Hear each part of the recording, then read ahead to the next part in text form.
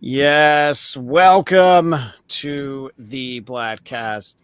Bladtcast 508, which I don't know, maybe our pal Jeff DeRay knows. That's the area code for the Plymouth, Massachusetts part of Massachusetts. That was originally my zip code, but then they expanded and I became 978. Just How'd that blow make my you feel? mind. Yeah. I know, pretty important fact. So And it's funny because as I'm talking about it, I remember the other digits of the phone number. I had a girlfriend right after I got out of college. No, for real, this is a true story. I know it doesn't sound like a real story, but she was from Plymouth, and I remember all the digits of her phone number. Let's call her on the show right now. 8675309. Yeah, everyone knows her number. Her name was not Jenny. Her name was Carissa. Oh, okay. But in any case, welcome to a jam-packed, fun-filled, possibly with a little dash of hate and dread Bladtcast. As always, I am Christian Blatt. Our pal The Jeff podcast DeRay. dies tonight, is what we should say. Bladtcast dies tonight. Yes. Bladtcast ends. Rob Zombie's Bladtcast. Lots of things to cover. Jeff DeRay making his triumphant return, stepping directly off of the brawny paper towel roll, which I appreciate you being here. Yep. But Will Starling, of course, continuing a lifelong body double for Freddie Mercury. Yeah, I was happy to see it. I didn't plan this, but I am wearing. Oh my gosh, you have. It was not intentional. I did shows last week where I wore the Alice Cooper with Jason. So I didn't wear it. I just wore a different Alice Cooper shirt today. But, oh, man, Will's shirt might die tonight. We'll find out. But very excited to be here to chat about these things. I'm going to go dealer's choice. Jeff, where do you think we should start conversationally? I've got thoughts on both, but I could go anywhere. Let's start with Halloween, since we just saw the shirt. Yeah, I think that's a great reason to do. What I should do to be a dick is just pick a third topic that none of us are prepared to talk about. It's like, great suggestion, Jeff. Now we're going to talk about trout. I don't know, some fish. But no, I think that Halloween is the bigger draw this time of year. Let's recap a little bit. We'll each kind of recap, just this trilogy of Halloween that started, I think, in 2018. Me personally liked the first one, did not love the first one, but Will and I were talking recently that if that first one had been the only one they made, it would have been like, okay, sure, that's a way to say goodbye. Would have been great. And also before seeing this third one, we're just like, well, what if they went from that first one to a Halloween Ends? But Halloween Kills, which is the one last year that almost everybody saw in Peacock. Like, movie theaters were open yet, but that was at the point where it's like, I'll go to the movie theaters for like a big Marvel movie. I'll take the chances of all the germs, but not when Michael Myers is streaming on Peacock. Also, that is, of course, the app known as The Cock. So when he's streaming on The Cock, you might as well just stay home. Yeah. That was one of the worst movies I've ever seen. And spoiler alert, it might be the worst Halloween movie ever made. Your recap, Jeff, on the previous two installments in this trilogy. I would agree. We always tell the same story, or we told the same story last time of, Natasha and I went and saw the Halloween in 2018 in the theater, and it was a good time, except for the crazy people behind us, I think, who had to be removed. And again, I would agree. If they had just made that movie, it would have been a serviceable entry into the Halloween mythos, and we would have been fine. And then they were like, how can we make this so much worse? And so that's what they did, was they made a shittier movie and then an even shittier movie.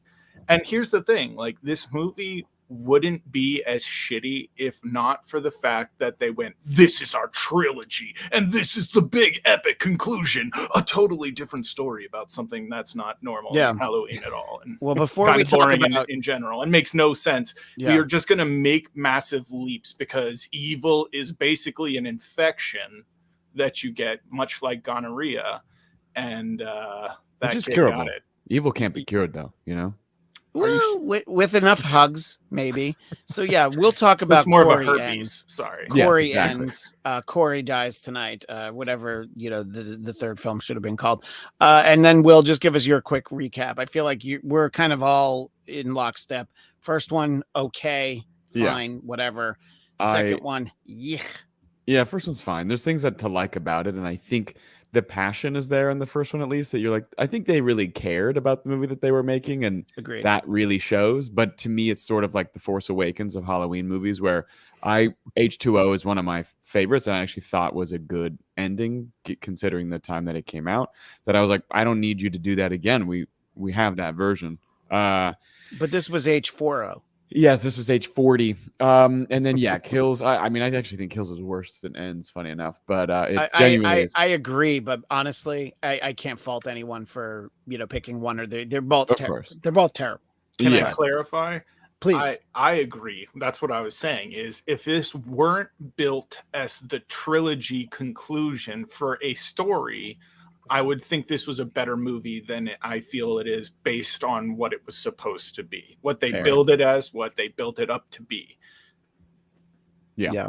I mean, I also agree with you that like in as years have gone on, I think Rob Zombie's Halloween 2, which sort of used to be universally considered like the worst, I just watch with a totally different light, and I think it's so bonkers and left turny that like it wasn't living in this like really a Jamie Lee Curtis world. It was just his own thing, and that I'm just like, it's kind of, I appreciate all the insanity, the risks that he took, and Brad Dourif gives a fucking great performance as the sheriff, and it's got Danielle Harris and some people in it. It's like, so it's cool, it's interesting, but then it's like that has climbed up higher for me. The Resurrection's at the bottom, but then I really think Halloween Kills is genuinely the worst movie of all of the Halloween movies. Which is saying something. Yeah, I mean, I agree with that. And all of a sudden, in time, Halloween 4 and 5 were actually pretty great, just comparatively. Right. I saw those both in the theater. Those were the first ones I ever saw in the theater. So I probably grade on a curve a little bit. But there's so many things to isolate about Halloween Ends and what's wrong with it. I think the fundamental thing to start with is... boy, there sure wasn't a lot of Michael Myers in this movie, was there? Or Laurie Strode. Yeah, but more of her than there was. I mean, we got to watch her go shopping. Yeah, she bought some groceries.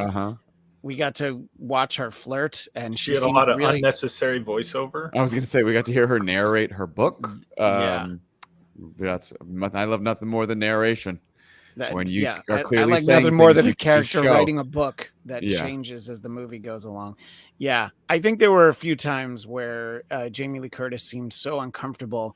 You would probably assume that she ate a few of those Activia shit yogurts that she used to promote on the TV. Yeah, and it seemed like there was always a little bit of like gut problem. Shit yogurts. That's what they do, right? Christian, and I just drank a Yakult right before the show. Yakult is different, but Activia is definitely designed to make you poop. Do you need your help? My God, guys, I'm in Yakult. You got to get me out. So yeah, I think that Will, you always talk about movies being made, and that there needs to be the guy in the room. Yeah. And that guy clearly wasn't listened to a lot through this trilogy.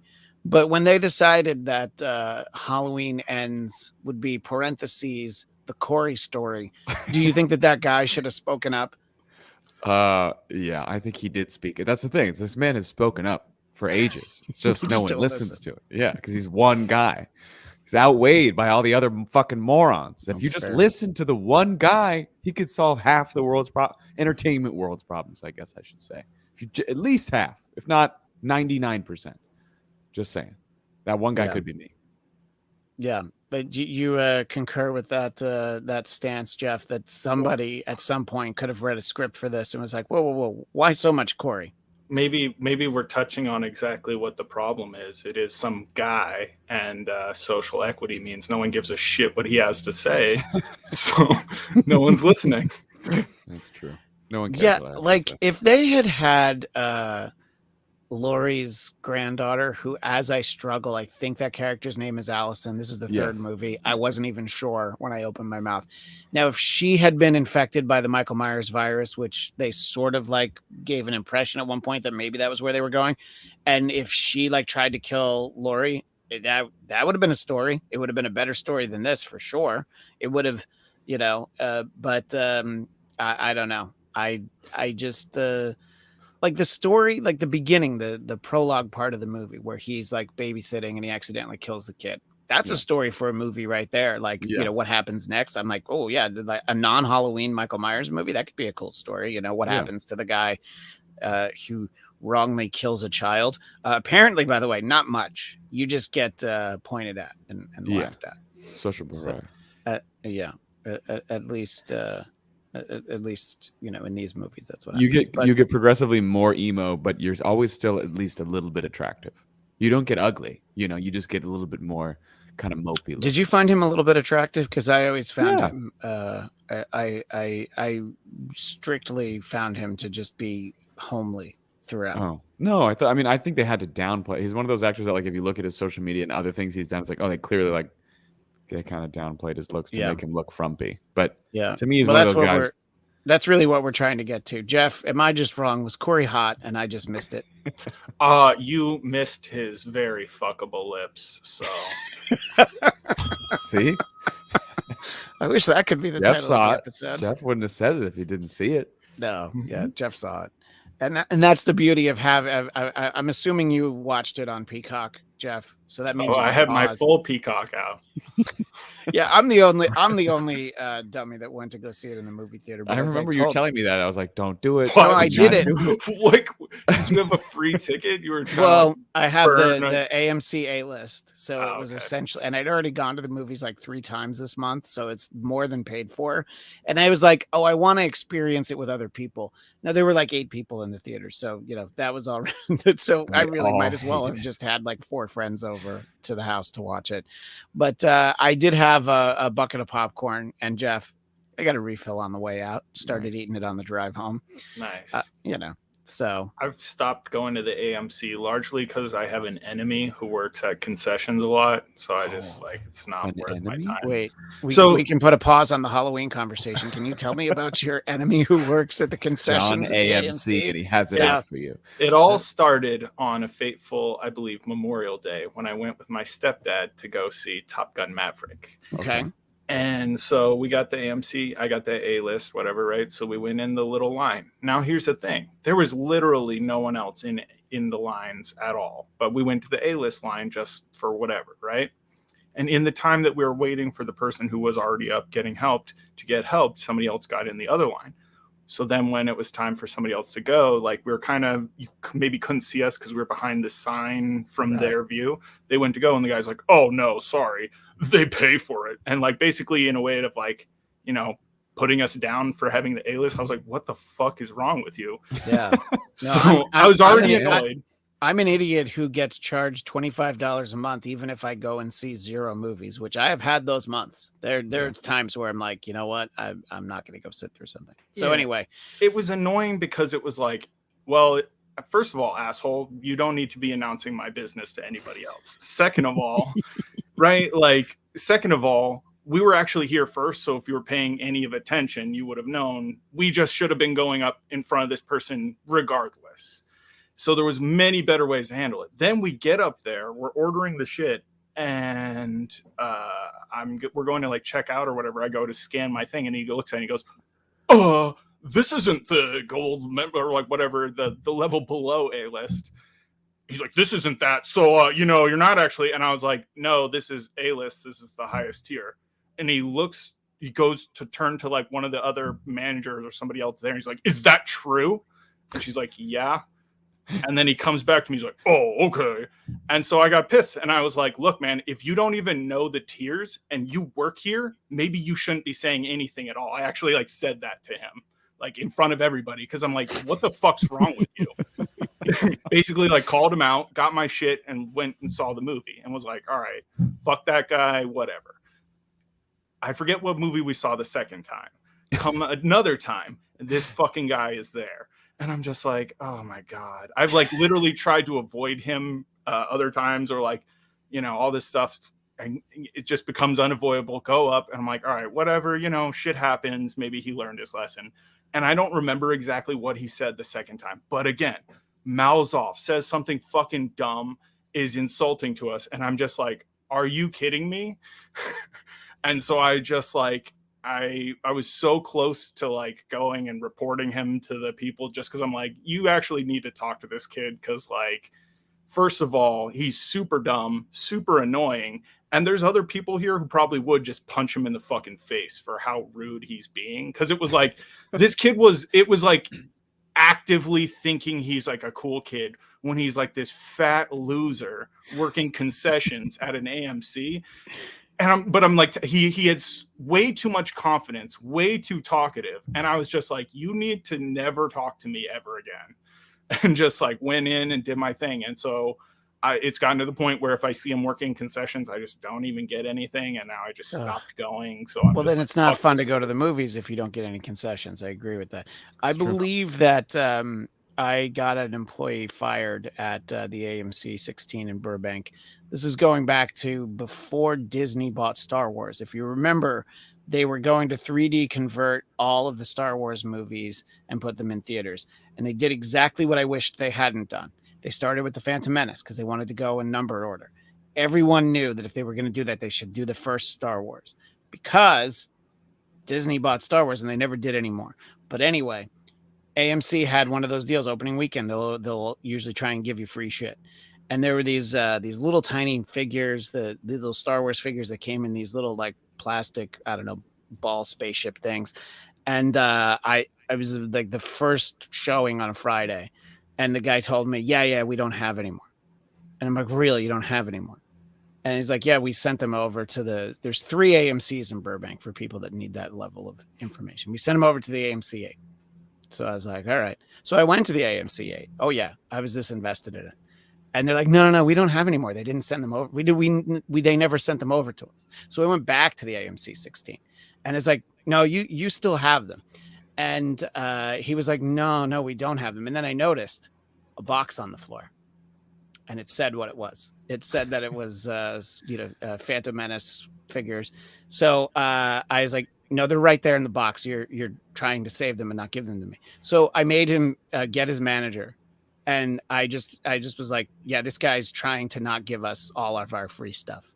And I probably lost the figures within like a month, but I had to stand up for justice, truth, justice, the American way. What do they say instead of the American way now, Will? Because Superman's not American. I don't remember. They replaced it with something. Yeah. But, the Kryptonian creed. Yeah. No. I don't support that.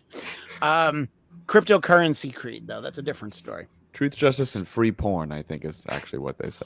I mean, that hashtag, that's my Superman.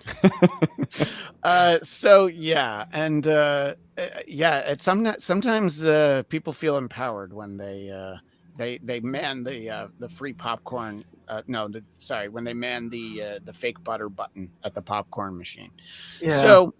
Anyway. I also know that I'm an asshole and I'm combative, so it's like now, no, like really, because I know that I can be an asshole. So it's I won't agree with the asshole part, but you've told enough stories where there's a combative nature. But this guy's asking for it. I'm Team Jeff on this. 100%. He was, but the problem is every time I have an interaction like this, because I feel like it happens too much, it's one of those. If you meet everybody you meet in a day is an asshole, you're the asshole. So it just makes me feel like cool. Like I can't go out in public. Like I'm gonna rub somebody the wrong way and create some fucking situation I don't want to be a part of in the first place. And it just sucks. Jeff, both things can be true. Everyone you meet in the day can also definitely be an asshole. You could also be an asshole. Like everyone could just be an asshole. I mean, you being an asshole doesn't mean that everybody you encounter is not. Anyway, speaking of assholes, let's talk about Corey. I think at some point we're supposed to feel bad for him, and the group of like the kids in the car that like run into him, starting with them trying to get him to buy them beer. They're definitely less likable characters. You mean Eric Foreman and his friends? Yeah, right. There's like 4 Kelsos in that car. And then the one girl who clearly knows everything is wrong, but then is with them the next 2 times. So when she gets fenced and run over, yep, I said it. I'm like, yep, she got what she deserved, because she knew it was wrong and she still stayed with them. I really wanted to bear down on why they were band bullies. Like, it just they were literally, the first time they started bullying him at the gas station, in marching clothes. I would just be like, please stop talking to me in your onesie. You're an embarrassment. Bye. And then it'd be like, shut down the conversation. The other kid, I'd be like, listen, you need to fix that mullet before you say anything else. Not to mention, each one of those kids were completely scrawny teenage children. Like, they shouldn't have been bullying him in the first place. Like, they weren't the jocks. There was just nothing about that story that seemed authentic whatsoever. It seemed like they probably had it as jocks or something, and then they're like, can't do this story, it's been done too much. Band geeks. And it's just like, no, it actually just didn't work at all. It didn't make any sense. It would make so much more sense if it was just adults or people in general that were badgering him, not teenage kids that were band geeks. Like, that was so fucking stupid.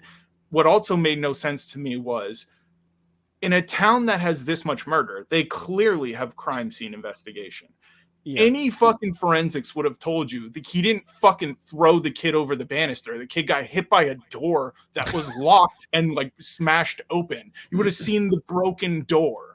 You would have seen the crack on the kid's face from getting hit by the door. Or something. Like, it just didn't make any sense that they were like, and he went to prison for like 4 years. Well, no, the when the mom confronts him, she says the judge might have thought that, so he got off with it. So it's a 4 years worth of trial. He gets acquitted, and people are still like, you murdered that kid. It's like, based on what?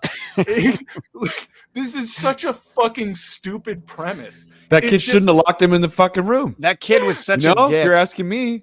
Maybe I don't ever want children to die in movies or obviously in real life. But that kid, he had it coming.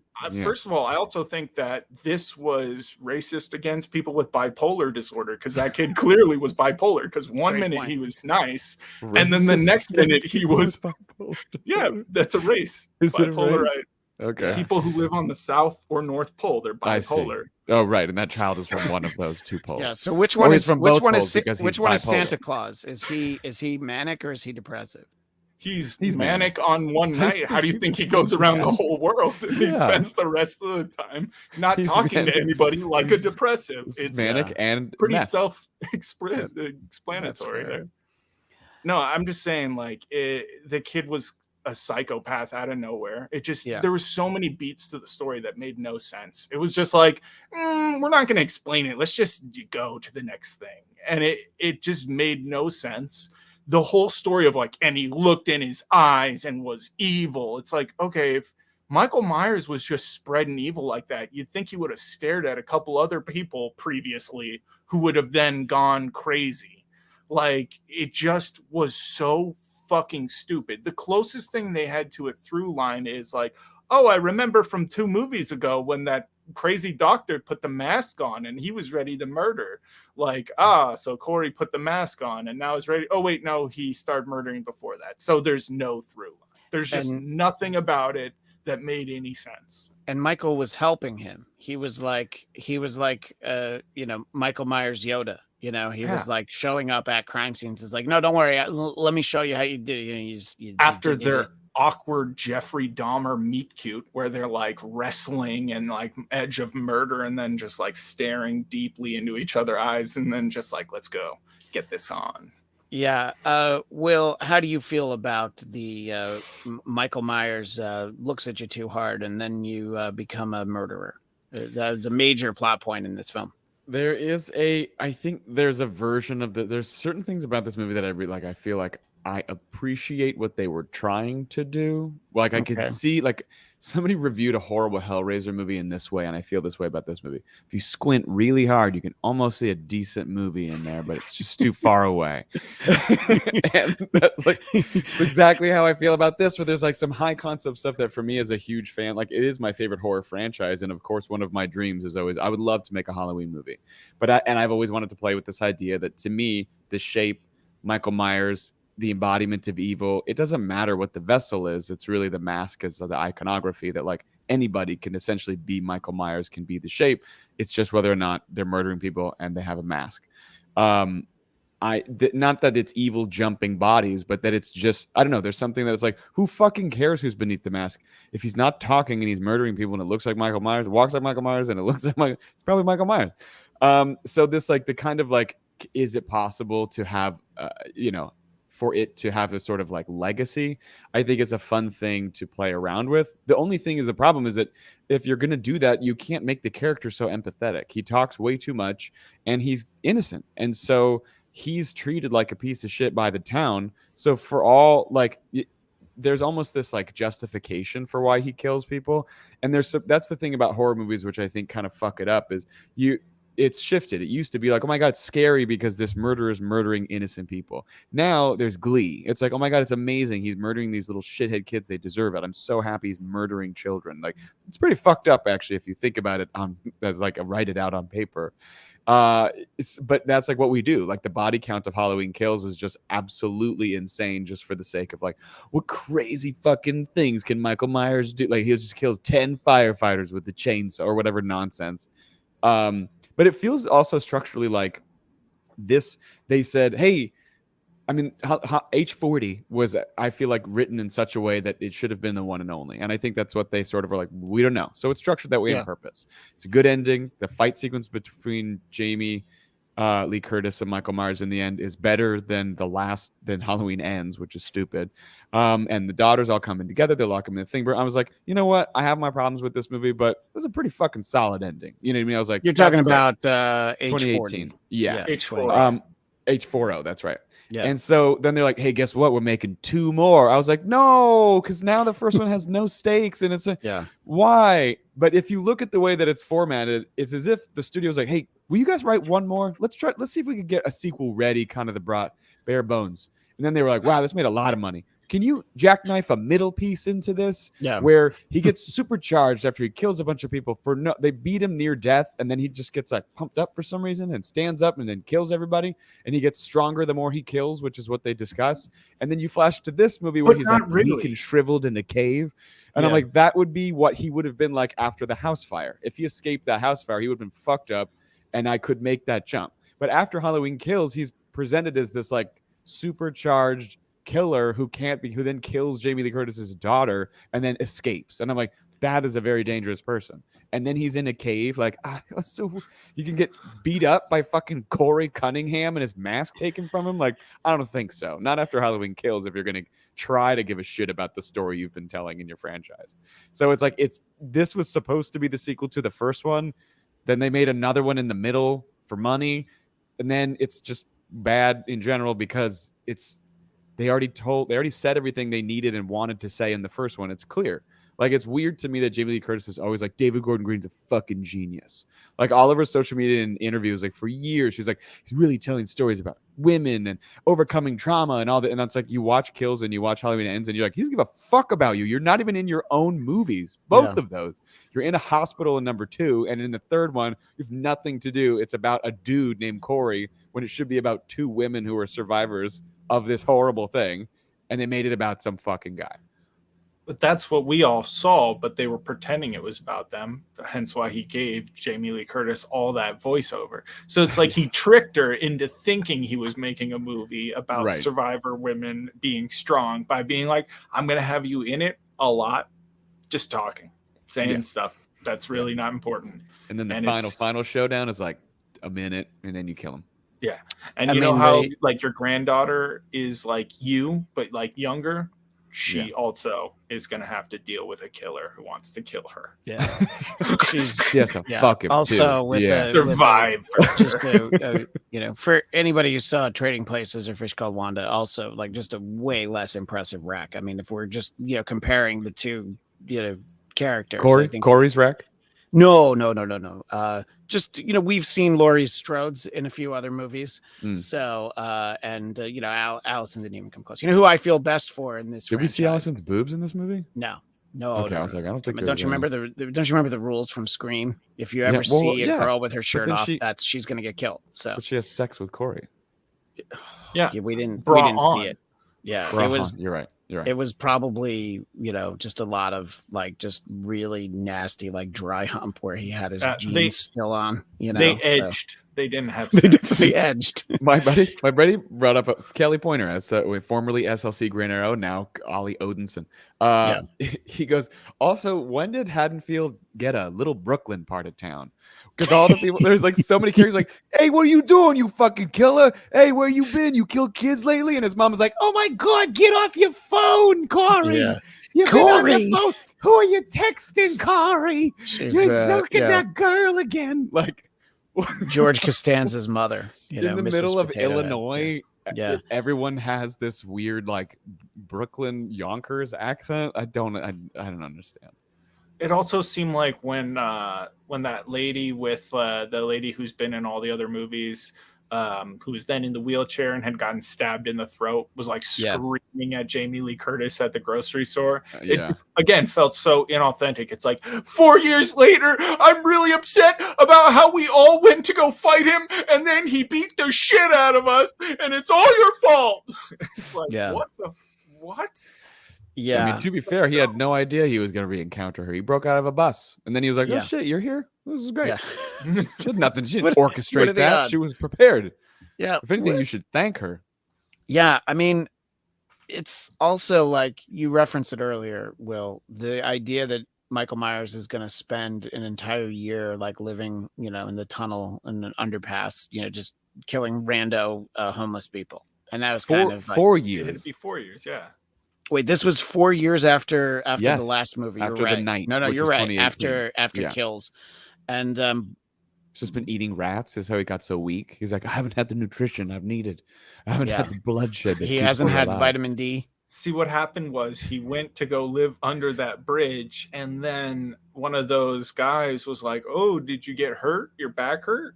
I've got some pills for you." And he was like, "Cool." And so the doctor told him to, only take one a day.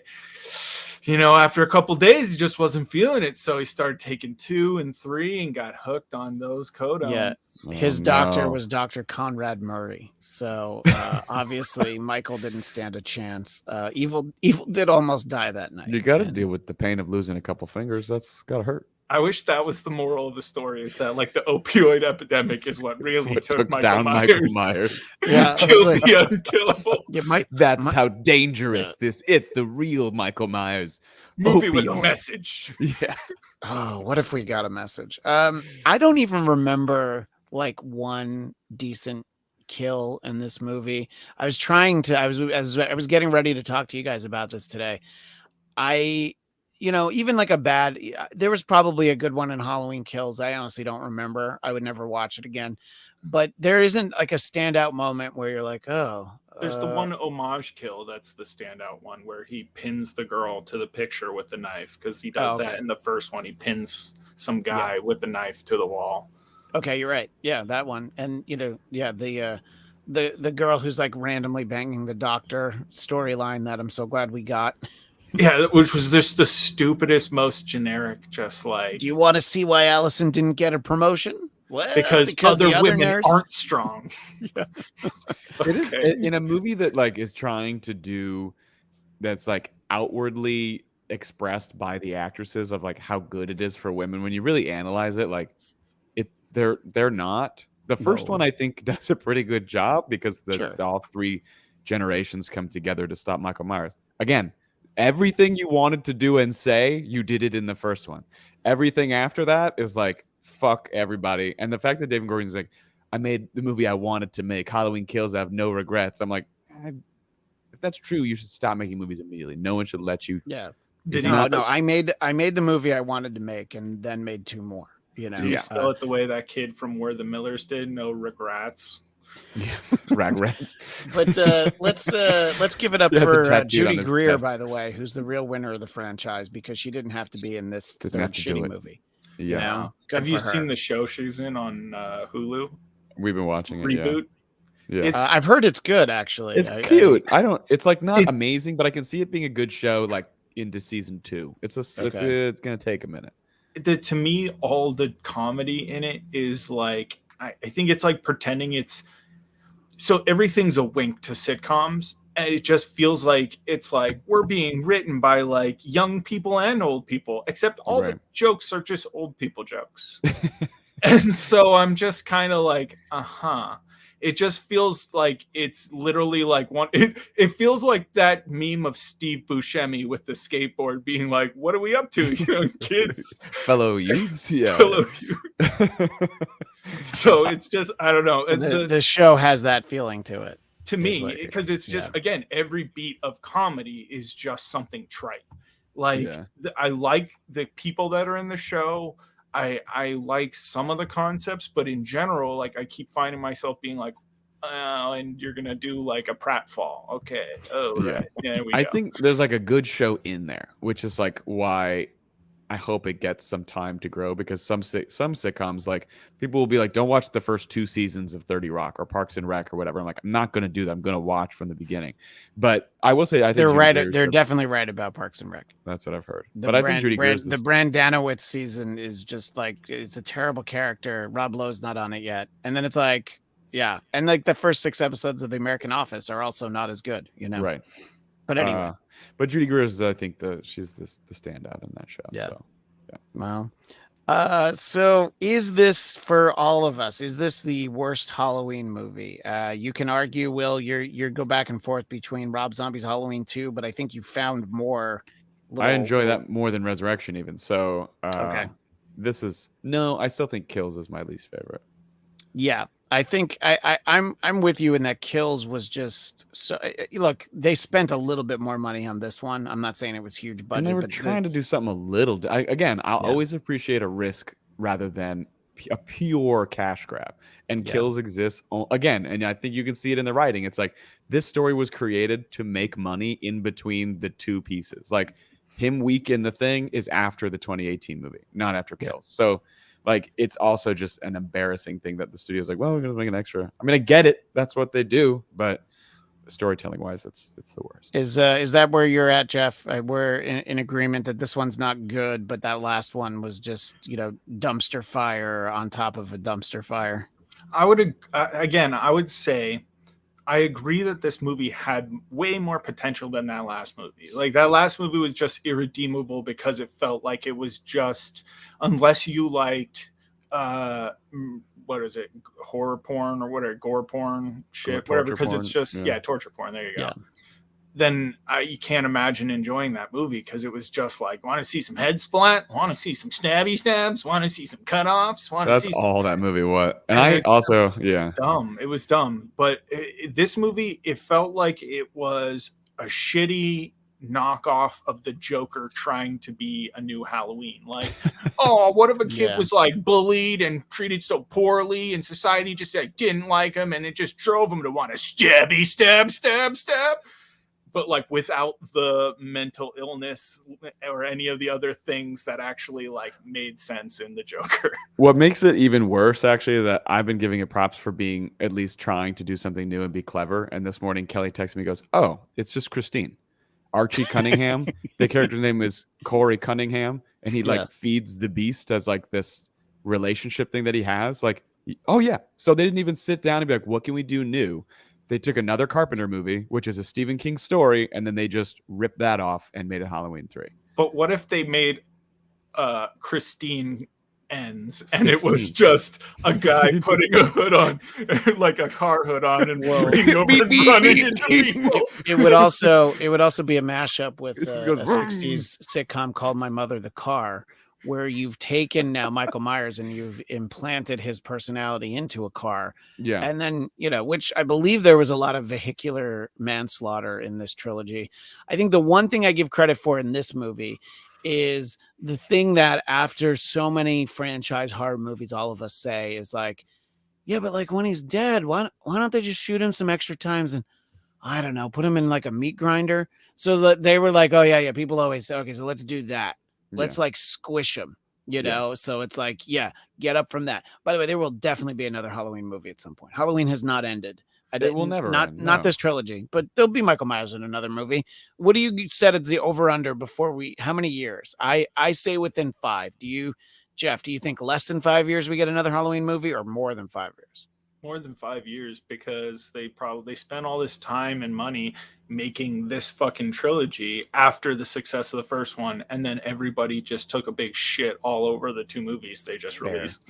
So I can't imagine they're like, let's get after it. Yeah, people love these. I mean, they've made, and obviously for horror movies, the budget's higher because of the people involved, but like they've made fine money. But that 2018 one is like made a ton, and I think was generally well received. Kills made like 45 in an opening weekend, and that's day and date release. And this made less than Kills when it's safer to go to theaters. When it's, you know what I mean? Like, I think people were just burned by that last one. I'm like, I'm just gonna watch this fucking garbage at home, which is like, it's what I told you. You're like, I'm gonna go to a theater. I was like, after that last one, I'm gonna pirate this goddamn movie. That's how angry I am. I'm not even gonna pay for Peacock. No, I'm not even gonna pay Peacock.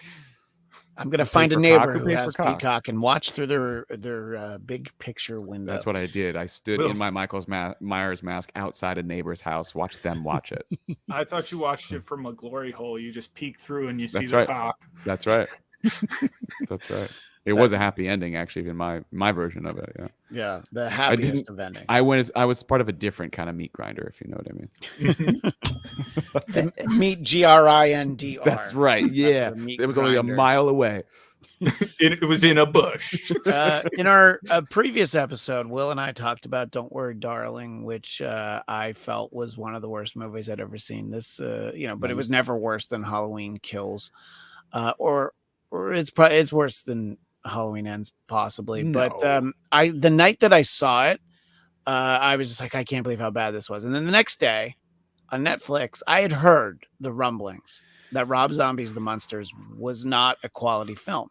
Yeah. I'm like, the property of The Munsters was never like amazing. I like some of Rob Zombie's work. I think that's not a controversial statement. I like some of it. I like the way he thinks sometimes. So I was like, well, there's no way it's as bad as everybody says.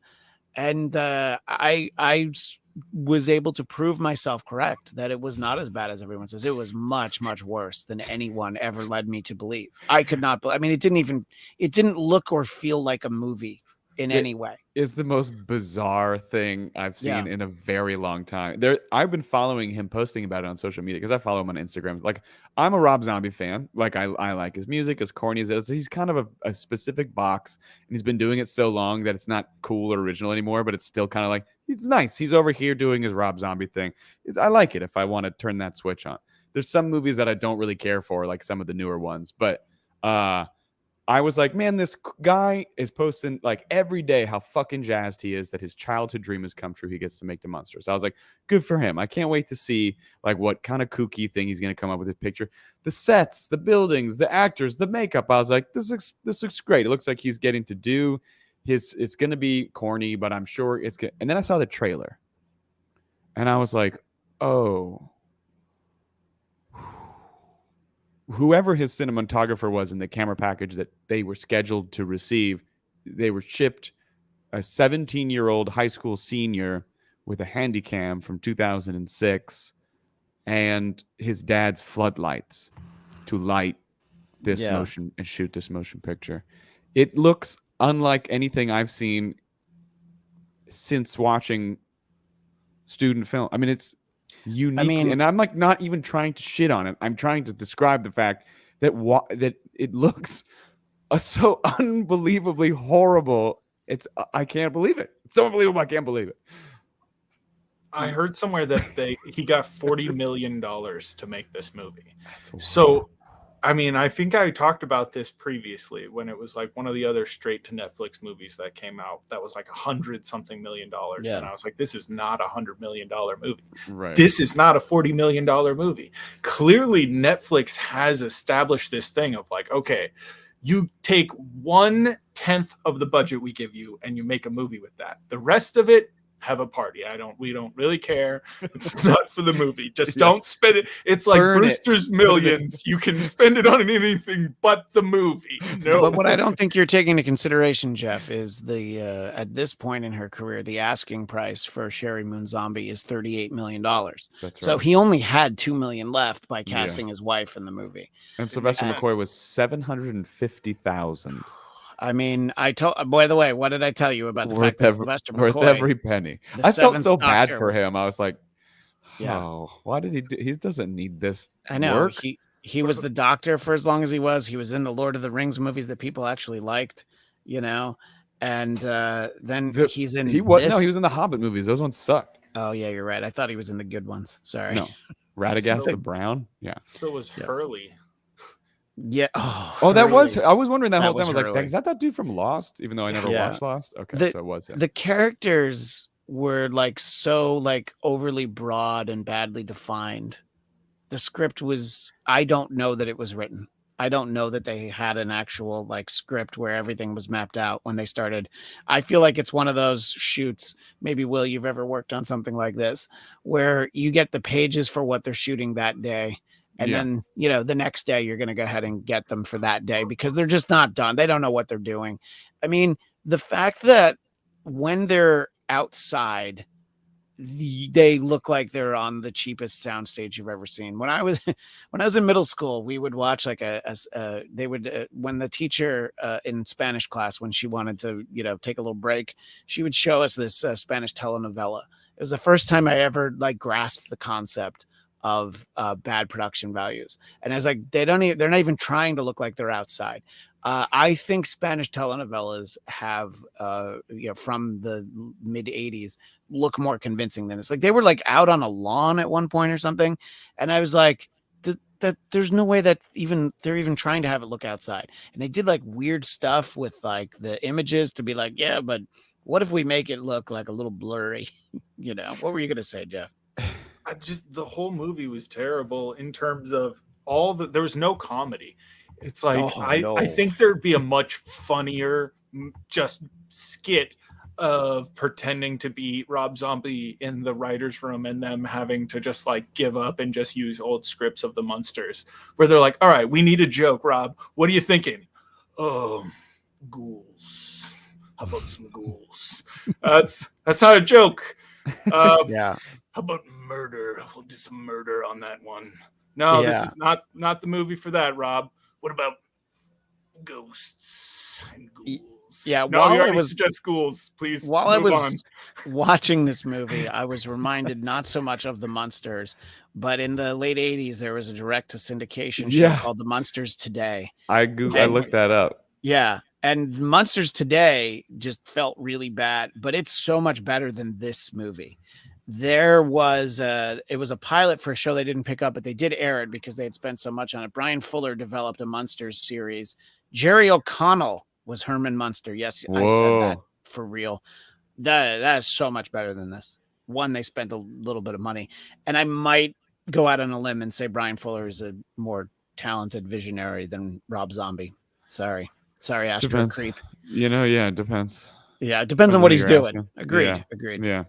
But I will say that the dude who played, all he uses the same actors or stable of actors over a lot of different movies. That guy who played Herman Munster's been in all of his shit or tons of his stuff. Mm-hmm. I will say it's I really think he's trying, and he's not the worst part of the movie, And I was like, well, he's having fun. Looks like he never gets to do this. He's always like a rapist in a Rob Zombie movie, and now he gets to be Herman Munster. Boy, that's the most 180 for his career. I interpreted him as Herman Munster, a rapist. Was I reading into this things that I shouldn't have? That's the sequels. I just don't understand why he got the note of okay, so Herman Munster, Fred Gwynn, he's great. Okay, imagine if it was Jeff Goldblum doing an impression of that. Run with it. And because it took me a little while of like listening to him. It's like, who does he sound like? Like, oh, like a bad Jeff Goldblum. So it was a choice. Sherry Moon Zombie in this movie. I mean, it was like, she would do a read, and Rob would be like, "No, bigger, cut, bigger." I said we needed more because I don't know. There's no corner of scenery that's left unchewed in this. It's just, I think in every sense, it's one of the worst movies I've ever seen because like you can see it. Like, Don't Worry, Darling. It was a beautifully looking movie. It had a quality cast in it. Yes. Yeah. And it makes a bad choice that ruined the movie for me. Sure. But this looks like garbage. This sounds like garbage. Might have even smelled like garbage. I feel like you remember another great piece of cinema history. What's that Sandler movie where he plays twins, Jack and Jill? I think it's Jack and Jill. That's the one with Pacino, right? Yeah, where Pacino does a Dunkin' Donuts commercial. Exactly. And so at the end of the movie, they play him his Dunkin' commercial, and he looks at them and he goes, "Burn this. No one will see this." Like he goes on this little tirade about how they have to destroy that commercial. I feel like the actor who played the grandpa, who's just kind of like a regular working actor who like doesn't need black marks on his record, is like saw that trailer and was like, oh, we gotta get rid of this. This can't see the light of day. I gotta work again. Yeah, you get his headshot as a casting agent, and then there's just a black line there on something. You're like, oh, he was in something else. I wonder what. Let me see what that was. Yeah, it says Munsters. We can't cast this man. He was in the fucking Munsters. There's penciled in today underneath it. He's like, no, I was in Munsters today. Yeah, yeah. I was a boy. That seems like it was a little bit better. So I guess the what is it? The real estate agent, I think, was Cassandra Peterson, aka Elvira. That's right. So when you get Elvira in the movie and she's not playing Elvira, it just always feels like, a missed opportunity. It's like not like a gimmick thing. It's like in the original version of Hairspray, I think Divine just plays like a guy in a suit, and you're like, oh, but it's not. Right. It's like when you see RuPaul as, not all made up. RuPaul's done a lot of things as both that I feel like. No, I know, but it's just like, oh, okay. That's kind of what I'm saying is like, okay, it's a choice. You're getting this person not the way that you're used to seeing them. Yeah. And I think Elvira retired from being Elvira. Maybe I'm wrong about that. But then why is she in this movie? She did that really weird, like Hocus Pocus streaming thing a couple years ago in early quarantine. Oh, okay. So yeah. She hosted some Hocus Pocus thing as Elvira. It was weird. Not Hocus Pocus 2, now available on Disney Plus. No, not Hocus Pocus 2. I've never been a Hocus Pocus guy, so I haven't seen Hocus Pocus. Wasn't you weren't the demo when it first came out? Yeah, it's like Home Alone. It came out at exactly the point where I'm like, I'm not watching that. Yeah, I mean, I also live in Massachusetts, so Sam's just a little car ride away. The Sanderson sisters live near you. Yeah, so you can go out for a nice witch trial. Mm-hmm. We had to read Tituba's little when like we had to read a lot of like witch trial shit. You know how like you always have to kind of like learn about local history wherever you are. Because we're in Massachusetts, you got all the Revolutionary War stuff, but you also have all the witch trials, and they definitely would make us learn about them and talk about the hysteria and read Tituba and all the good stuff. Tituba. Read Tituba sounds like a movie that I would definitely. Do you not know Tituba? I thought it was. I don't know Tituba. No. So it's basically it's this book about this lady who was, I'm going to say a slave, but maybe I don't know if she was a slave. I'm guessing a slave because that was definitely slave times. Yeah. But she was from like the Caribbean or the islands, right? And she was living in Salem or wherever these places with some family, and she was like knew some of that Santeria voodoo type stuff, and so she was doing whatever thing with some of these girls, and that's where the hysteria comes from. So it's like a book about that kind of a thing. I don't know if it's historically accurate, but it's one of those like, oh, and this is one of the ways that the hysteria spread. Like they all blame her, but then they say these girls have now learned witchcraft, so now they're to blame too, and blah blah blah blah blah. So yeah, witchcraft. Interesting. I've never heard of Tituba, but I also am. Have you been to Salem? Like, have you gone to some of the, like, you know, I had a friend who went up there for like, I guess there's like tours you can do and stuff. Is it interesting? Do they have? Is it like a Renaissance festival where you have people walking around pretending to be witches and they try to talk to you? The last time I went was in college, and it was like around Halloween, right? So you had to park way the fuck out, but then like the whole town is Halloweeny. So we walked in, and then there's like kind of a main square that had been all done up and had some stuff going on. You kind of cut through an old graveyard, and then there was this other main drag that basically had a full carnival going, like Ferris wheel and all sorts of shit. So it was like, did you ever see the movie Trick or Treat? Yes. Interestingly, a movie that was done as a special Fathom Events in theater event. It had never been in theaters before this year, 2022. Yeah. Oh, wow. So Trick or Treat, I don't know if it's set in Salem, but they have like the big Halloween carnival thing that they're going to, where the one vampire guy is like trying to eat people. Yeah, it's like that. It's like a legit big old, tons of people are there having a big old party for Halloween.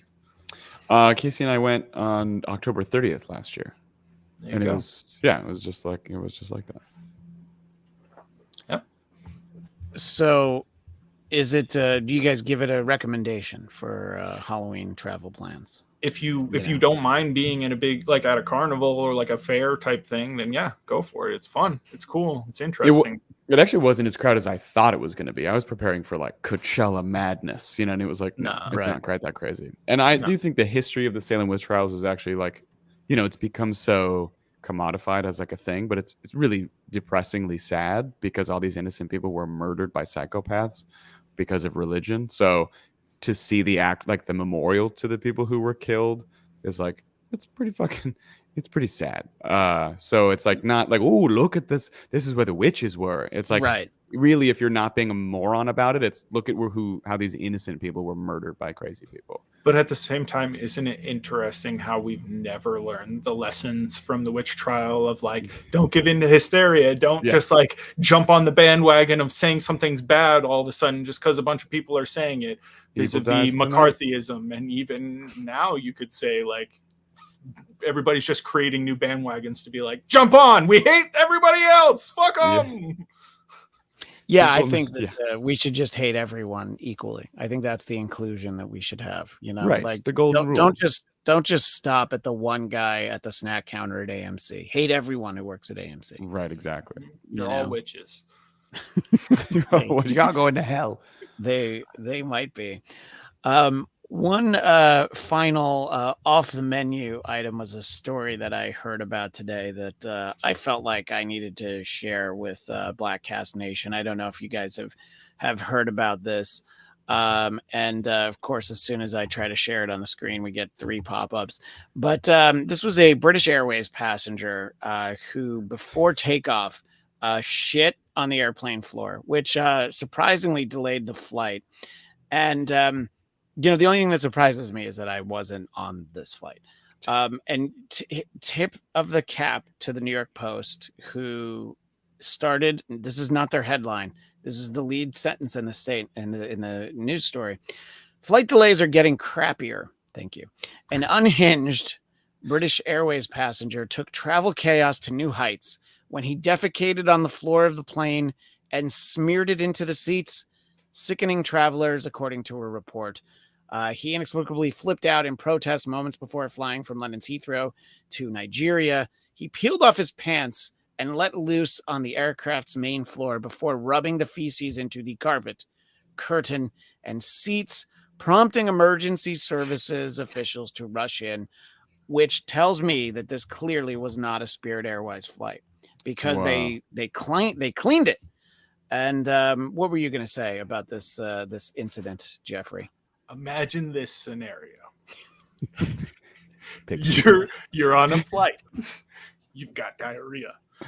You're asking to go to the bathroom. And they're saying, you can't get into the bathroom right now, sir. We're about to take off. And you go, I have to go to the bathroom right now. And they say, no. So you pull your pants down and just have to go, because it's like, well, I'm going to have to do what I got to do. And you're trying to clean it up. You're trying to get rid of the evidence. And then they call it smearing. And I'm just saying that all I wanted to do was get to Nigeria, and I just feel like this is not an important story to cover. Well, I find the last line of the story is they say it is unclear whether the defecator was charged. To which, if you don't, then what? We see people getting thrown off of airplanes all the time, many times, rightly so. People that are being abusive to the flight crew or to other passengers, and but if this isn't the behavior that, would actually get you, I don't know, arrested on a permanent no-fly list the world over, this is somebody who should have to, basically travel in a shipping container going forward. It's going to take you 4 months to get back to Nigeria now because you shit all over a plane. But what were they protesting? It's unclear. That's what I want to talk. I want to talk to this guy. In my scenario, where he really he was protesting not being allowed to go to the bathroom. How does that play out? Well, I believe in flight they served red vines instead of Twizzlers, so I think that set him off. Which honestly, I can understand. Perfectly understandable. Yeah, but that's our East Coast bias. I find that people on the West Coast are shockingly tolerant of licorice that tastes like candle wax. But what can I do? I'm just saying, unless he had like a psychotic break or something, I can't imagine. Like, there has to be a reason why they wouldn't charge him. But right? Like the one thing that I want to say, and part of the reason of bringing this story up on the way out, is one, to leave people with a feel good memory and some warmness on the inside.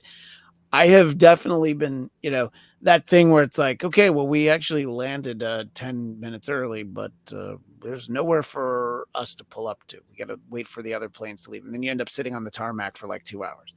There are times where I felt like, oh my God, how great would it feel to just take my pants off and shit and smear it into the carpet? It's like, well, if we're going to have to sit here, let's make it as unpleasant as possible. I don't fly that often. I've flown really like once and a half times in this calendar year. Well, I guess a round trip flight, and then my flight to Phoenix, where I then drove back, which we talked about at the beginning of the year. So it's been a while. I haven't done a lot of flying, but in the past, I've been so infuriated by things that have happened. I can kind of see how somebody would snap. Like, if that's what this is, just somebody snapped. This is before the plane. This is like, it's before the flight. I mean, right. Not mid-flight. A mid-flight shit on the floor. Honestly, I support it. Those bathrooms are fucking disgusting after the first person takes a piss, and they're tiny. So like, it's better to poop in the aisle. You get so much space, and you can squat properly. Yeah, it's great. I don't think I've ever shat on an airplane. Oh, I feel like it's happened. Oh, I have. Yeah, I have. I mean, I've flown to Japan and I've flown to China, and so like there's flights where there's times, like LA to New York, I've probably held it in, but there's times where you're just like, no, I have to. Speaking of shit smeared into the carpet, our friend Dominicus Saxon pops in. Can't believe I missed this. I'm seeing Halloween Ends this Wednesday, but will not be watching the Munsters. Never a fan. This might be the Munsters for you, Dominicus Saxon. You missed our conversation about it, but it's so well done. It's so great. It's such a respectful usage of the property of characters like Grandpa Dracula and Frankenstein's monster. When we found out that Dr. Herman Munster was actually in an insane asylum the whole time, mind blown. Yeah, right, exactly. And Dominicus Saxon, he says he doesn't believe me, but I'm interested in hearing his thoughts on what was obviously the best Halloween movie of all of them. How many have there been? Like 12? Or am 12. I? This new one is number 12. This was number 12. Yeah. Yeah. And like, it's one of those things where this is like number 12. No, I'm sorry. 13. This is number 13.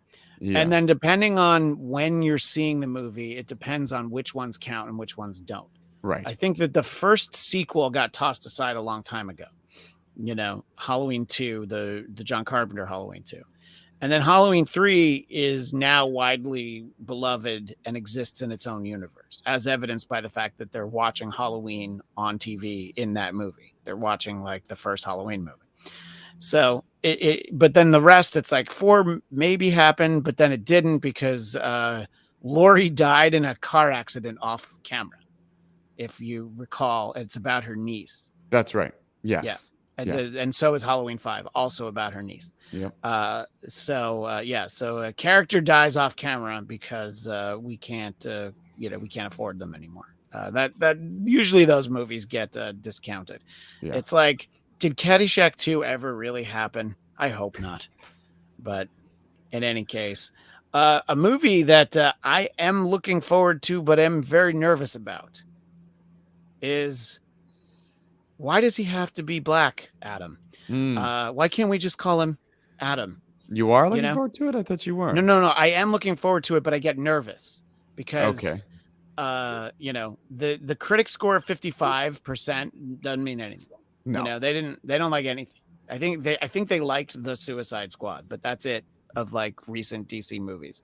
Yeah. And Will and I are you know what? Let's let everybody know if they want to come and see it with us. Yeah. Yeah. At 11 a.m. at the Grove, the AMC theaters at the Grove. And boy, Jeff, won't it be ironic if Will and I have a little altercation with the person working at the concession stand? We'll be thinking of you if that happens. Did you buy tickets already? I did, but okay. I can. Yeah, it's fine. Okay. No. I'm not saying it has to change. I'm just like, I should pay you. And or Friday at 11 a.m. show is not sold out. I'm just pointing that out. Yeah.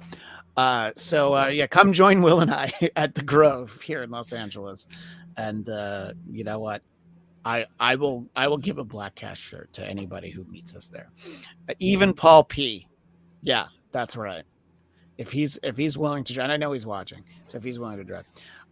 But without getting into anything about it, but there's apparently something spoilery somewhere in this movie, and people are okay talking about it already.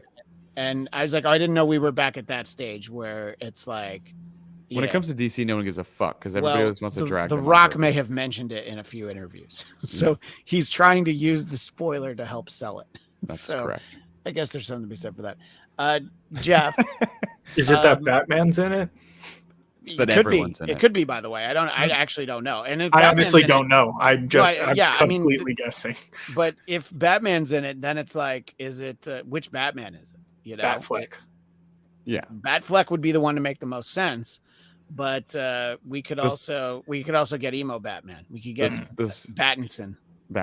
The spoiler is actually there's just another joke about Aquaman fucking fish. Nice. But every DC movie is gonna have a joke about Aquaman fucking fish. I hope so. Just because Jason Momoa wants to like shoot one day on set with everybody. Yeah. Although Ezra Miller probably can't be in it anymore. So he's not allowed on set. I'm sorry. Their pronouns. I appreciate you recognizing your mistake. Yes. Jeff, where are you at with Black Adam? Are you looking forward to it? Cautiously optimistic, or when's it going to be on HBO Max? Look, I watched every fucking episode of She-Hulk, so I'll watch Black Adam. But She-Hulk came into your house. Yeah. So will Black Adam at some point. So you're not in a rush to see it theatrically. Mostly, I'll probably go see it if it works out. But it's to be honest, it's just I'm not dying to go see it because I'm just like, okay, what happened with The Rock is that he got too successful and then started having creative control. And I love The Rock, but he's not creative, so he should have no control of that. And so he's made movies that he's in worse by having input in how they play out. So I just know what Black Adam's going to be at this point because he hasn't made a different movie than the movies he's making in a decade. So this is going to be Jungle Cruise set in the DC universe. Is basically it's going to be. So I'm like fucking buff and I'm like fucking strong and I can like fucking punch people in the face and you know what? I'm like fucking strong and I'm pretty fucking tall too. Do you know that? It's a great Rock impression. It's a solid Rock impression. I will say that of all the movies he's ever been in, he's finally in a movie where his physicality fits exactly the role that because he is like a steroided out, freakishly large, ripped, buff dude that is the only person on the fucking planet Earth who looks like the way that people draw comic book characters. So it's like, you're like, wow, he looks great. You know what I mean? Like looks exactly like the comic book. It's amazing. Let's stop pretending that guys like Zachary Levi and Paul Rudd look like they could be superheroes. I mean, they get like in shape, but still not on the page. I mean, but the thing is, superheroes didn't used to be drawn that way. I mean, well, they did, but people didn't have a problem with Christopher Reeve being kind of a more like, lanky Superman. It was like, it's nice, but now it's like, you got to be fucking no, I mean, and then Hemsworth and Thor. If you go further back, when like George Reeves and Adam West, they were like, hey, but what if they were superheroes but really fat? Like, what do you think about that? What if their costume didn't really fit them? Would you like to watch that? Zow. Yeah. Well, we can let you know, Jeff, if we feel like it's worth. You can go to a different movie theater. You don't have to go to the AMC. Yeah, like I probably will end up seeing it just because I'll want to have seen it. But there's a bunch of movies that I wanted to go see. I really wanted to go see Bros because I thought that looked really funny. It did look still funny. haven't gone to see it yet. And it's like available digitally now. Yeah, exactly. And so that's why I'm like, chances of me going to see that are remote. Yeah. Yeah. But well, we'll see. I don't know if you got the pun there, Christian. Remote? Yeah, like it's on my TV. Oh, I was talking about digitally. Actually, yeah, I'm saying different. On your TV you can watch the digital streams. So it's remote. It's a good joke. If I explain it a little bit more, it might help. Let's stand down and both explain our jokes a little bit more, and then Will can pick the one that he hates the least. Well, Jeff, I hope that you do go see it so that you can join us when we speak about it in our next episode, which I don't know what day that is yet. We're seeing it tomorrow, but that doesn't mean we're recording it tomorrow. Those days are long gone. When Will and I would go and see Wonder Woman, and we'd record the show right afterwards. We'd have to take a break, and then during that break, he'd mention, by the way, I'm getting divorced. And then I had to go back and do the second half of the Wonder Woman show. It's good memories. What if I pulled that on you again? You'd be like, I would be very sad because Jeff doesn't. You don't know this. I actually met Casey. Oh, nice. Proves that she's real. Or an actor that Will is pretending is Casey, which I'm still going to hold on to that a little bit longer. Jeff has met that actor a couple times. It was way too convenient that they were getting home just as like, oh yeah, you know what? Let me bend down and tie my shoe before we get in the car. Oh my God, look who it is! So it was a little convenient. I just think that Will should change his name to the Sunshine Band, because then when you're introducing yourselves, I'm Casey and I'm the Sunshine Band. You are the Sunshine Band. Dominicus Saxon sticking around. Not a bros joke, but I might do a doubleheader Saturday and see Black Adam and Halloween Ends. Honestly, I do love seeing a second movie in the theater, but only when I haven't paid for the second movie. It's a lot harder to do now because I like when you go to at least AMC's, they don't put the names of the movies on the theaters. So you used to know what time it started and what movie was in there. But I guess they've wanted to cut down on that because now it's like they tell you when they scan your ticket. It's like, oh, you're in theater 11. What's in the other theaters? You got your AMC A-list, right? App. Do you have the app? So go in there and look for the movies, and then it'll tell you what theater it's in. God damn it. That's why I love you, Jeff. You're helping me beat the system. And that would be a day where I would be like, can I get a refill on my popcorn? Didn't you already get a refill? No, sir. This is my first refill. Like, what I used to do is I would wear like a jacket or a hoodie, right? And then you come in where you're wearing the jacket, and then you take the jacket off, and then you do something, you flip something else or put a hat on or take it off. You just do little changes every time. And they also don't care. I may have done that in places where I go in for a refill in a cup that was still in the car, but is actually from a different day. I'm like, why am I buying a new cup? And I'm like, I was there, or I was there earlier in the day is usually what it is. And I'm like, oh, this time I'm going to put on a face mask, and I will zip up the jacket. They're going to think I'm a different person. Also, no one cares. Literally no one cares. The people at AMC, you have the one AMC concession worker that seems to care about anything. So in general, people are like, sure. Not his life, the way he's talking. Yeah. I do hope you see Black Adam at that theater and that guy is there and then I get more anecdotes about him. But then you won't get concessions. You'll just avoid him, right? Yeah, I'll just make Natasha do it. Go do it. Yeah. No. By the way, when Aquaman 2 comes out, we might have to fly out and see it with Jeff and Natasha because of that defining moment when we saw Aquaman 1 when she started laughing and Will was like, it's not funny. I think it's because I had seen it once before and I was like rewatching it and I knew it was like parts that I liked and I was like, why are you laughing at this part? I like this part. It's not funny. Patrick Wilson was pretty funny in that movie. And he was not intentionally so. He's great. I mean, not as funny as he was in Hard Candy, the Elliot Page movie. Nothing's funnier than a pedo. Yeah, it's true. Or a possible episode title. So many choices. Well, we will be with you next week talking about Adam and the snacks we had, the adventures that we have at the Grove. But in the interim, Will, are there any podcasts that people should make sure they're subscribed to other than the Bladtcast? They can listen to History Rated R, my weekly history podcast with my co-host, Dr. Craig Smith. We have martinis. We talk about history. It's great. Yeah. And I told you, I'll drive down to Long Beach to talk with Wizard of Oz with you and Craig. We can plan it at a time where you can just come to my apartment. You don't have to go all the way to Long Beach because Craig and I trade. We do 2 episodes at a time. And so I go down and then 2 weeks later he comes up. So yeah, I would much rather go to where you. Yeah. So that we can figure that out. Yeah. All right. I'll have my agent get in touch. I just want to say, I know Will has a problem with people from Mexico, but it is worth watching Andor. It's a good show. I'm sorry. I can't do it. I've heard nothing but positive reviews. And I'm like, I've just been sucked into too many things I don't give a fuck about. Here's what I'll say about it is it's very slow. You can't just watch one episode. You have to, you really like, if you ever decide you're going to watch it, you have to watch the first 3 because they drop them on the same day. It should be a 90-minute episode. It is interesting, but I don't know if you're at all apprehensive. I don't know that what we've gotten through, 6 or 7 episodes. I don't think that it's going to win you over just yet. Probably not. But I'm enjoying it, Jeff. I'm with you. I just feel like if he's already apprehensive, I don't think that this is going to win him over.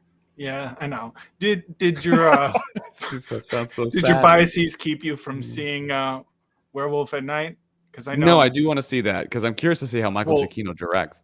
You know that Garcia Bernal is also from Mexico. I love Garcia Bernal. Are you kidding me? Mozart the Jungle is like one of my favorite shows from the past couple of years. I think I love Coco, Jeff. Jesus. I just think that this is my new favorite joke that I want to go with.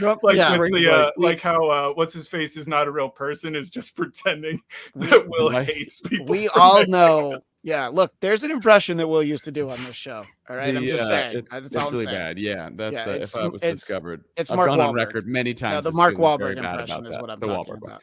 No, but because it's you only because it's clear you only like Donnie. In my pretending, my defense of myself is like that picture of Donald Trump that he posted on Cinco de Mayo. I was like, the best Mexican food is at Trump Tower. I love Hispanics. Happy Cinco de Mayo. It was a taco bowl. Yeah. The best Mexican food in the world is at Trump Tower. I love Hispanics. Happy Cinco de Mayo.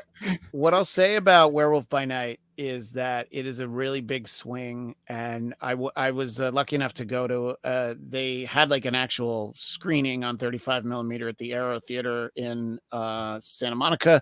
My pal Eric Connor from Marvel Movie Talk asked me if I wanted to go with him. Giacchino talked afterwards. It is a property that he really liked as a kid, and Kevin Feige was like, what would you like to direct if we, and he was like, Werewolf by Night. And Kevin Feige's answer was, really? But he's really passionate about it. And so that was a comic. It was called Werewolf by Night.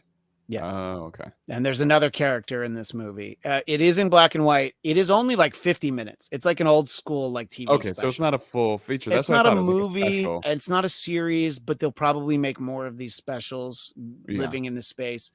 I don't know. It is definitely an homage to a certain kind of filmmaking from an earlier era. I think you would appreciate it in that way, you know?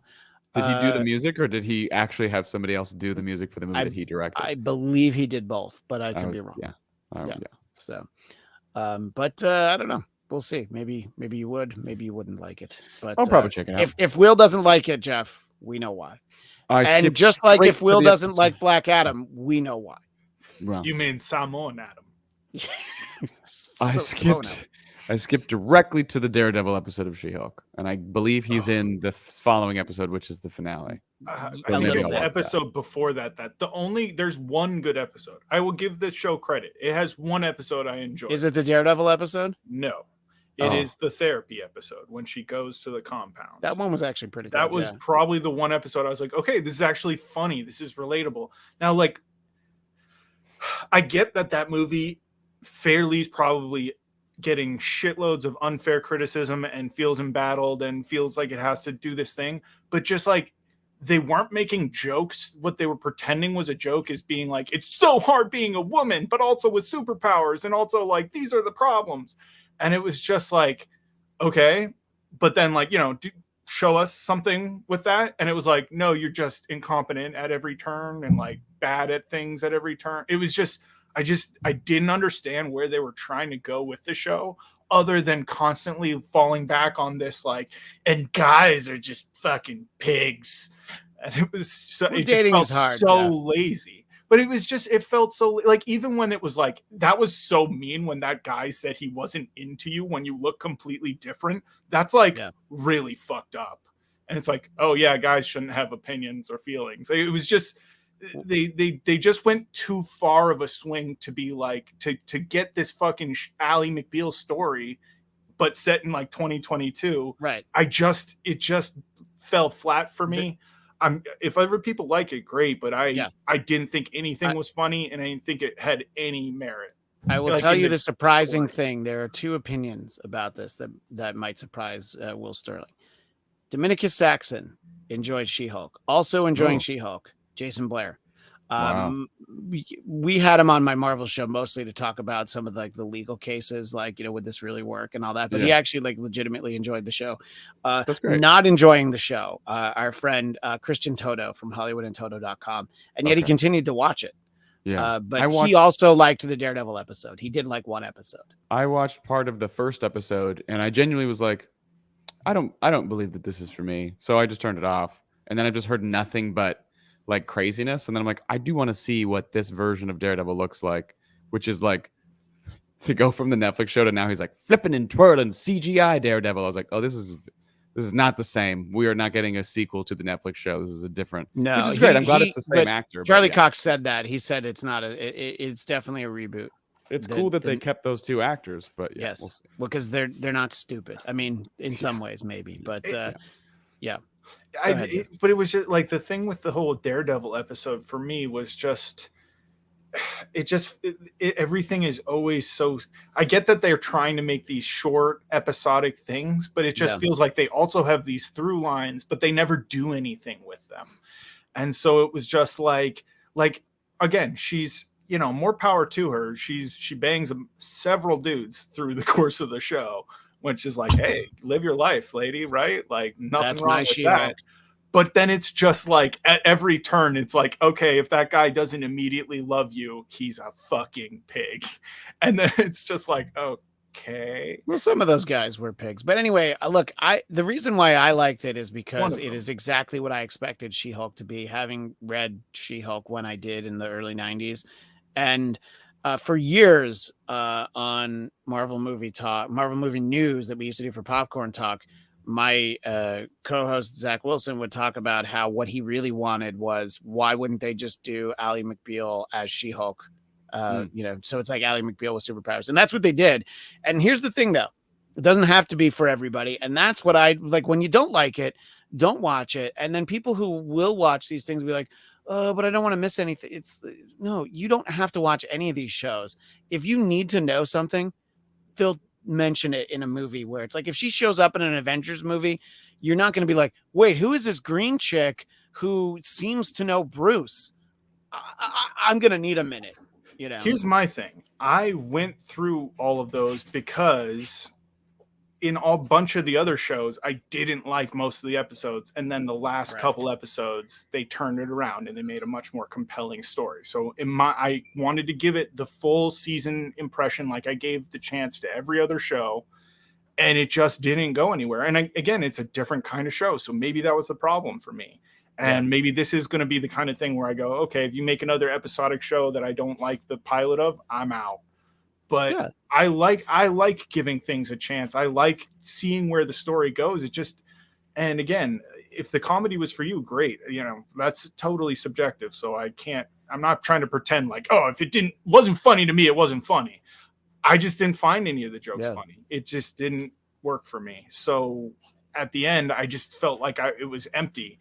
Right. Like I see Dominicus called it empty calories, and it was just like empty calories, but something that I didn't enjoy eating. So it was like a completely wasted effort for me. Yeah. And Dominicus actually agree with you that the finale didn't do a good job wrapping anything up. And I do agree with that. I liked like a choice that was made with the finale, but I was like, oh, okay. Well, so why did I put all this time into it? What I will say, if we're talking She-Hulk, we're talking Andor, one of those shows I fell asleep during it multiple times in the afternoon, and it wasn't She-Hulk. But I do enjoy Andor. I think he's great. I don't have the same problem with certain ethnicities like some people. I won't name anyone. But can't wait for this to somehow like come back around and people. Now this clip will end up somewhere. The biggest problem I have with the show is that there are many times where it does not feel like Star Wars. There's a character, and like I've said this before, there's a character who in multiple times in the same episode says, I have to go run some errands. And I'm like, no one has ever talked like that in Star Wars. No one fucking runs errands in Star Wars. I have to go down to Tashi Station and pick up a motivator. Great. But nobody runs fucking errands. It felt like it was just like, this is like a long time ago in a galaxy far, far away, Christian. But you don't know what they were doing when they were doing it. It felt like, like some Doctor Who episodes, it's great right from the beginning. Other times there's like, when the fuck is that blue box going to show up? And I stop having to watch these assholes. So there were times where it felt like that. There's so many it builds to something like really good. Like by the third episode, I'm like, yes. Fourth episode on, I'm in. I'm interested to see where it goes because there's like 12 of them. They're doing 12 episodes. And we're like halfway through it. It's covering 4 years. The first season's 4 years because what I appreciate about the show is they've mapped out the entire series from my understanding. Like they know where they're starting from because they know exactly where this character expires. So they had to come into the project going, okay, we're going to tell his story, but it's a very finite story. So I can appreciate that because it's like clearly each choice is building to something, right? Or at least I feel like it is. I am appreciating it. Here's the endorsement you were waiting for on She-Hulk. Jason Blair, best trademark law episode on TV. I did bring him on to talk about the trademark law episode. And if you are enjoying the She-Hulk talk, by the way, we'll be doing another She-Hulk episode of my show, Marvel Movie Talk, at 4:00 Pacific, 7:00 Eastern, with a few of our friends. We'll be doing that. And then we'll kind of close the book on She-Hulk and then get ready for Wakanda Forever. But that'll be a little bit later on. Interestingly, like a good solid 20 minutes ago, I was giving Will's plugs. And I'm glad that in true Bladtcast fashion, we've continued to talk about things. That's my fault, I think. Sorry. No. Look, I enjoy Andor. I hope it ends strong. You know what I mean? Like I just wanted to call back on my joke because I thought it was funny. Andor? No, on the Will's hatred of the people, the proud people of Mexico. Yeah. It's gonna be a running gag. There's like a picture of Will spitting out the snake, like how the eagle has the snake on Mexico flags. It's Will spitting it out. Is that really what I don't think I've ever looked close enough at the Mexico flag. I thought you were talking about the "Don't Tread on Me" flag. Well, I have relatives from Mexico, so I actually care about Will, didn't you Mexico. just vacation in Mexico earlier this year? I love Mexico. I've been there many times, despite what Yeah. Jeff may say. He Despite goes By the there way, if just you- to ride in picture he's trying to rickshaws paint so at he me. can whip the boys faster. If you open Will's fridge, it's just filled with Dos Equis. You know, I Will do is the love most Mexican interesting man in the beer. world. Yeah. Yeah, And a I margarita. like what's the one I like? Chips, Pacifico. salsa, tacos. I eat Mexican food many times a week. Trump Tower has the best Mexican food in the world. I love I think we all Hispanics. know that. The Happy best part Cinco de about Mayo. it is at a certain point you can't defend yourself without sounding exactly like that. Like no matter what, it's just perfect. By the way, I know that Jason has a strong opinion on Andor. Jason Blair mentions that Andor is for anyone who is interested in seeing how much red tape is involved in the imperial bureaucracy. That sounds like I would fucking to rip my hair out. That sounds so goddamn boring. I want to see lightsabers. I want to see ships. You don't want to see a guns. young Mon Mothma? I don't want to see any. I want to see goddamn fucking Jedis. Not as young God. as she was in the prequels. But not as young. No. No, Yeah. Because not she that has young. to be older than that. Yeah, she Leia, has to little be, baby yeah. Leia. No. No, I don't wanna see her. none of that. No, but look, I'm gonna. Here's a spoiler for Andor. What are we? 6 episodes in? We've been nowhere near a lightsaber at no time. No. I don't care. But see, They I mentioned love that. Palpatine, and I was like, oh man, imagine if Ian McDiarmid is in an episode of this show. Maybe he will be. By the way, That would be cool. I think I just love the Star Wars universe. So I think that's probably why I'm so invested. Because I find the whole universe fascinating, even the non-Jedi stuff. So I mean, it's again, cool. I just maybe want to take be my balanced. endorsement with a grain of salt, but I think it's really fun.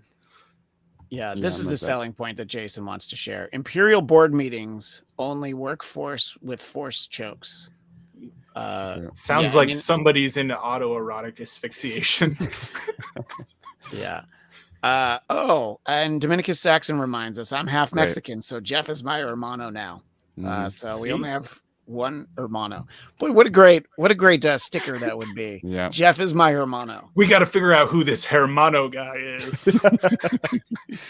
Well, Jeff's favorite restaurant hermanos is y Los her- Pollos Hermanos. So yeah. Hermanos y hermanas.